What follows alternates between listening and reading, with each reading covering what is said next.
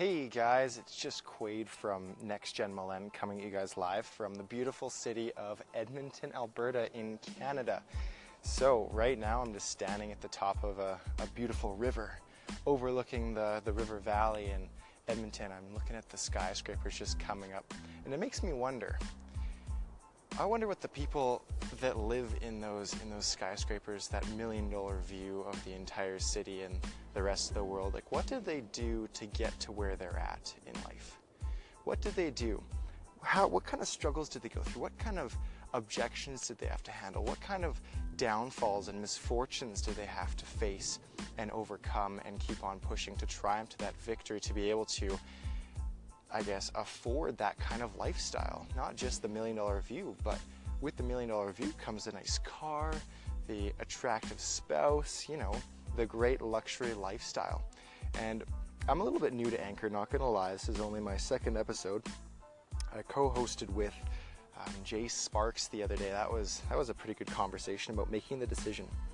And one of the things we kind of mentioned during that conversation was the ability to make the decision to succeed. Success doesn't just happen just because people don't get lucky, have great breaks, are not in the right place at the right time. Everyone has those opportunities. Everyone has luck. Like Elon Musk says, everyone that is born in a free country has food, has shelter. You're lucky. Or maybe that was Richard Branson. But you're considered lucky. Everyone has those opportunities to make great impacts on the world.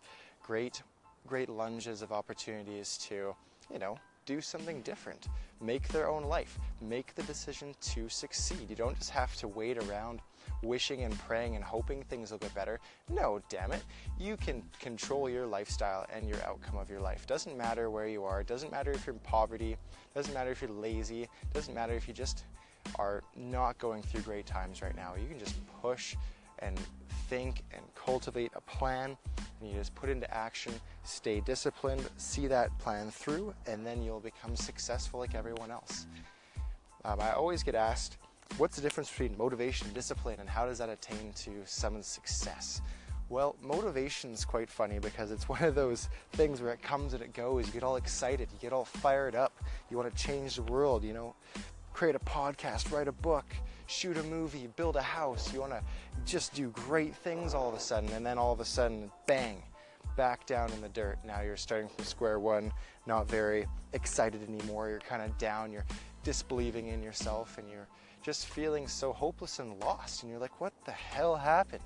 I was like flying high above the clouds 20 minutes ago. I'm down below the water, just feeling like a bag of shit. So motivation is one of those funny things. You can't just rely on motivation. You see people like Grant Cardone, they're just fired up all the time. But even Grant Cardone admits sometimes he just feels lost. Sometimes he's just unhappy.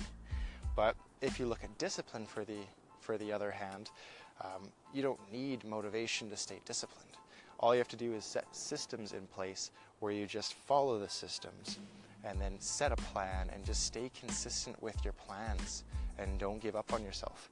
And then you won't need the motivation and those highs and those lows. You won't experience those. You'll just keep pushing closer and closer and closer to your goals. So that's what I think kind of the big difference between motivation and discipline is. And discipline is pretty difficult.